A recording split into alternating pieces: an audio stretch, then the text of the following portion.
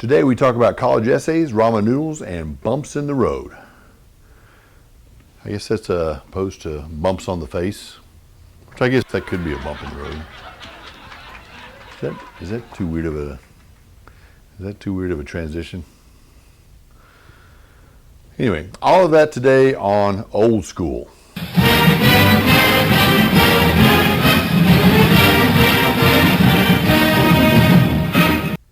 Hello and welcome to Old School, where we take a fresh look at the old institutional antiquated processes of college admissions. So the blizzard of 21, man, took everybody by surprise. Sub-zero temperatures in the South, places that had never even really seen snow before, all under ice, certainly pushed us to improvise and find many new ways to do things, especially flexible ways to stay warm and bathe and even keep everybody entertained while we were out in the cold. Well, for me, I braved the elements and picked up my grandson and we built a snowman. Here's a picture of that right now.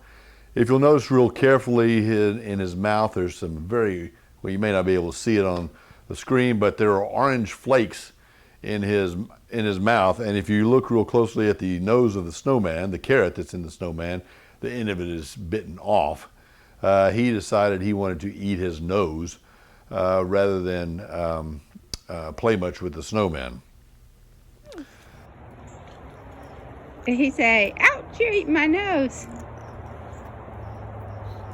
I like your birthday. Isn't it so cute? Henry and Papa built that snowman. Henry put on his eyes. Yeah, 2 eyes and a carrot nose. Up. Where's his mouth? Oh, Popo found it. Oh, he did? Yeah. Okay. Okay.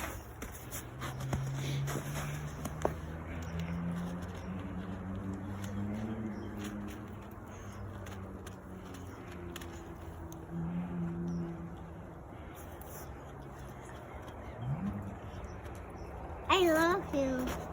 You love me? Oh, that is so sweet. That is sweet. So this was definitely an obstacle for everyone.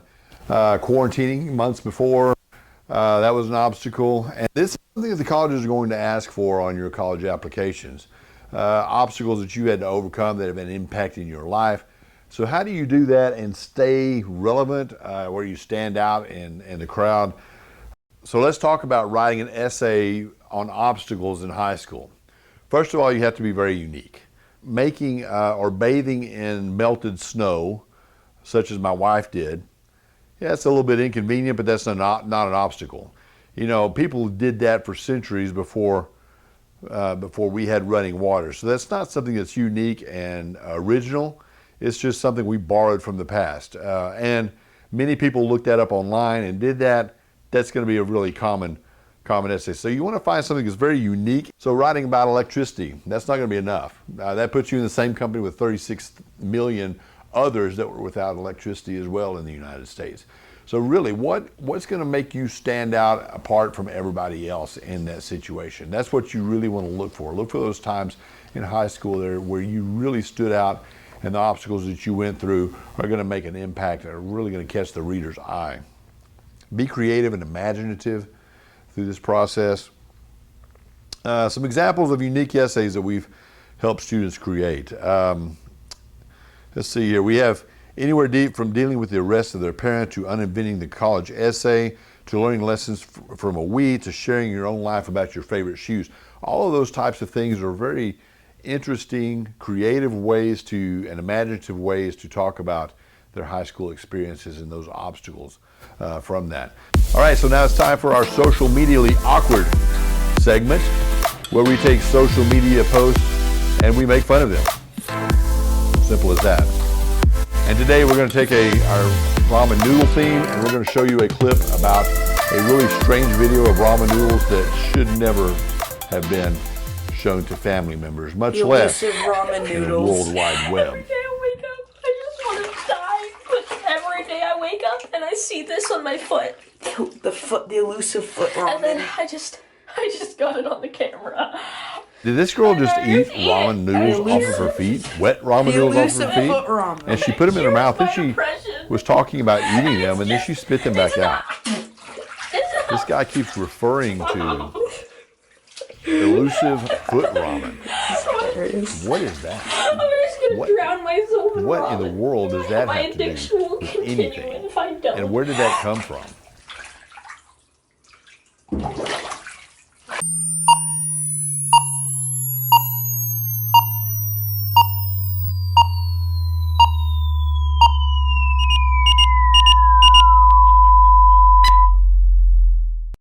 Cats compete, but you shouldn't have to.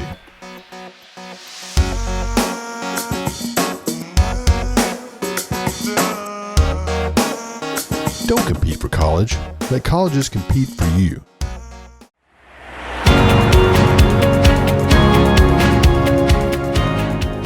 Now we come to the part of our program where we talk about adventures in college food, where we give you tips and tricks on how to eat like a college student, cheaply and efficiently. Today we're going to talk about ramen noodles. No surprise there. Since we've dedicated this entire show to ramen noodles, we're going to look at different ways and easy and quick ways to fix ramen noodles, to enjoy different ways to enjoy ramen noodles, and also different things you can add and do to ramen noodles to make them taste maybe a little bit better. All right, and welcome to Adventures in College Food. Okay, so today we are going to experiment with ramen noodles. As I told you, we're dedicating this whole episode to ramen noodles, one of the great staples of college food life. So you can get a 12-pack of ramen noodles roughly for $2.25. That's less than 20 cents per package. That means that you can eat a meal for 20 cents or under 20 cents a day. We're going to set this up like a dorm room. You can't have hot plates or stoves or stovetops or ovens in your dorm room. So you really basically, we're going to use a microwave and maybe a coffee pot here, but throughout our segments. But for the most part, we're not going to cook. This is not a cooking show because you can't cook in your room. So you might as well try and find some ways to get some great meals and fix some great meals and to do it quickly because you're probably running late for class or you've got a short break for lunch and you've got to get something quickly. So today, that is going to be all about what we're trying to do. We're going to try to save time on fixing ramen noodles. And I'm going to show you a couple of things here, a couple of tricks. One is when you start with your ramen noodles, if you notice after you eat them, they're long, they're stringy, you have to suck them up, and slurp them up and all that, and it's really hard to eat. Drips down inside of your face.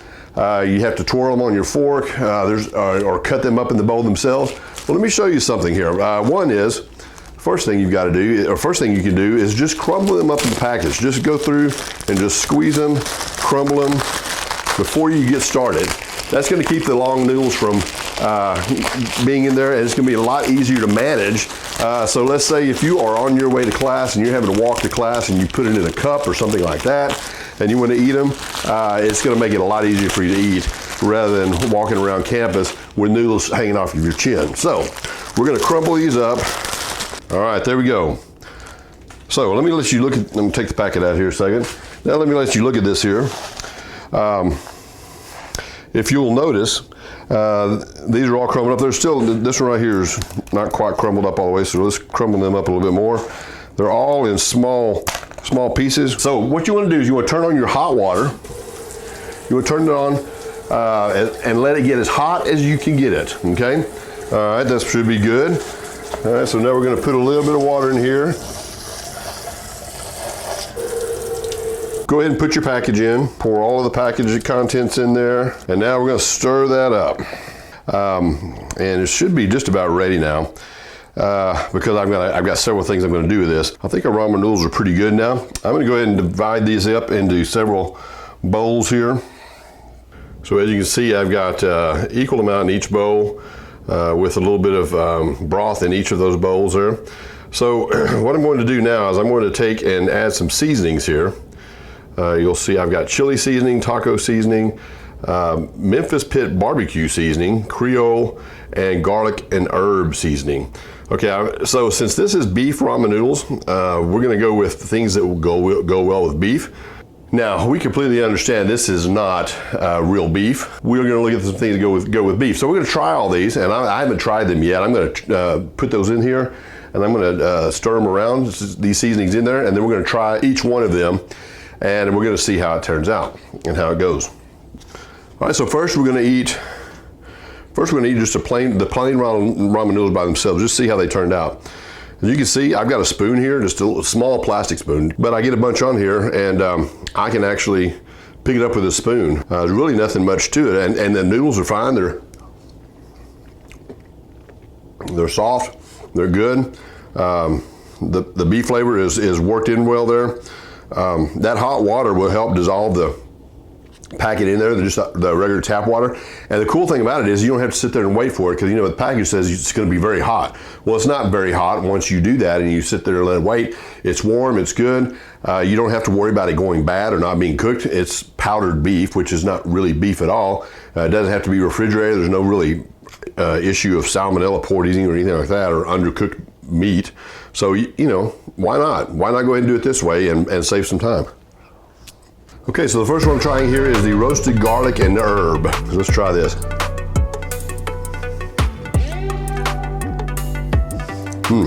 That's good. You can taste it in there. There's a little bit of pepper in there. That helps out. Tastes pretty good. It is a little saltier than I would like it, though. It has a little bit more extra salt to it.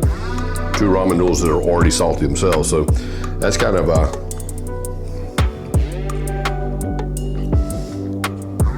but I'd still eat it. I like it. All right, now this one is the Creole seasoning.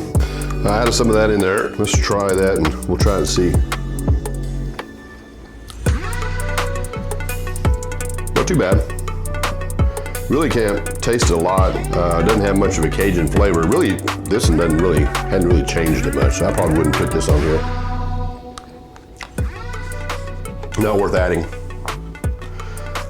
Okay, so I've got the Memphis Pit barbecue rub here going on. Now I'm gonna put probably a little bit more on this, because I really like barbecue and I really want that barbecue flavor to come out. So we're gonna try this here. Let me get it stirred up good. I don't know, but it seems kind of weird eating barbecue and not biting into a rib or a piece of brisket or shredded beef or something like that. So, it's I don't know how barbecue noodles are. So that's a little bit of a downside to me. But I probably wouldn't do this one again. All right, so this is the one I'm really excited about. This is the taco seasoning. I've got high expectations for this one too. I had high expectations for the barbecue one. It didn't really live up to my expectations, but hopefully this one will. Let's try it. Ooh, muy good. This is great, I like it. Definitely a thumbs up on this one. Okay, so this last one here that I'm gonna do is chili.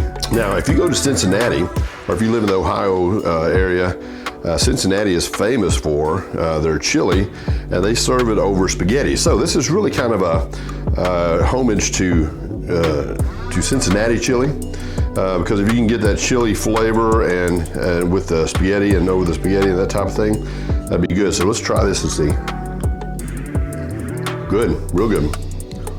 This one turned out great too. Good stuff, good stuff. I recommend that one. That's a good one. All right, so there you go. Different things you can do ramen noodles, quick, efficient ways that you can make ramen noodles. You can even take ramen noodles after you crumble them up in the package. Eat them just the chunks of them by themselves without anything on them. I've done that before. Makes a great snack.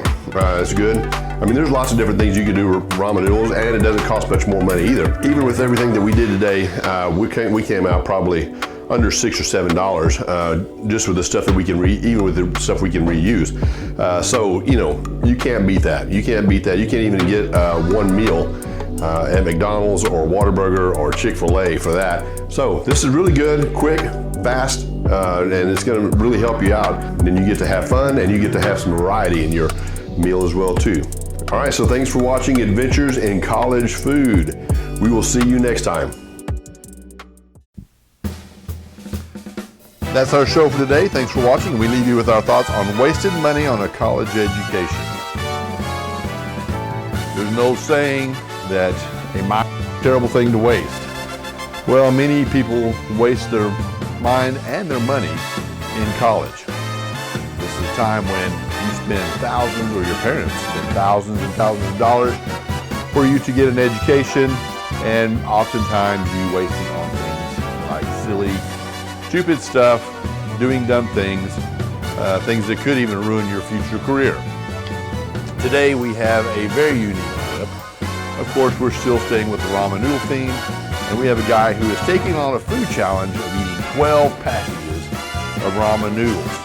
We're going to watch that, we're going to laugh at it, and we're going to see a tragic result. Viewer discretion is advised. You may want to turn your back at the end. Packs of ramen noodles. Already got them cooked, got broth in them and everything. Ready to attempt this. Let's hope I can do it.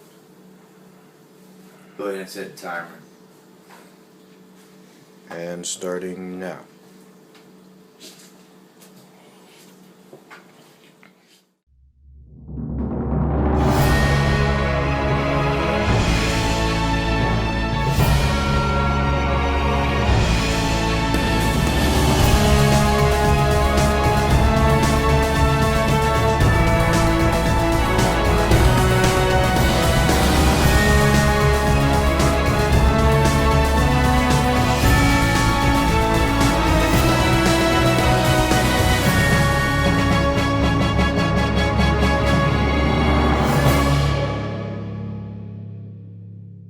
And now we end our show with one last segment called What's on Your Mind?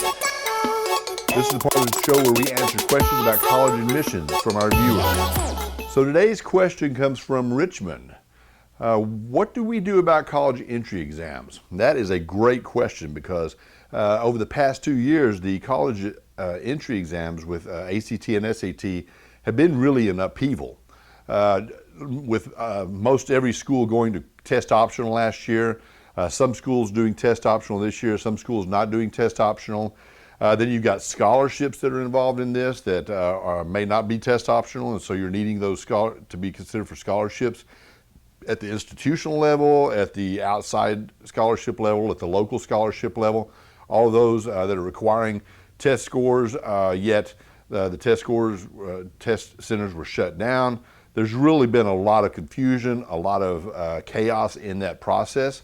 It is beginning to settle down a little bit now, but it's still very strategic on how you're going to do it. And it's really difficult to determine what the best way to approach that is if you're a student and what your scores are. And so we really have to, we've been working with a lot of students and helping them with the fact of, okay, this school you really need to send your scores to, this one it'd be best not to. We've been doing a lot of research and trying to find out how this is working. We don't have a lot of past data because many of those schools are doing this for the first time, so we don't know who's been admitted without college scores versus with college scores.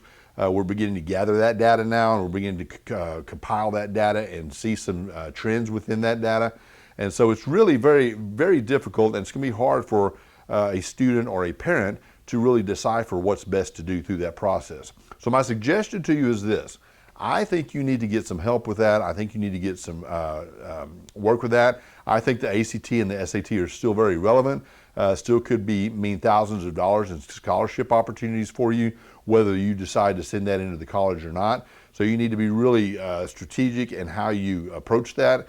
When you take those, what you do to get those scores up to the best of their ability, to the best of your ability, and maximize those scores as much as you can, so you can maximize that scholarship opportunity, as well as just withholding those and not sending those in if it doesn't benefit you with the college.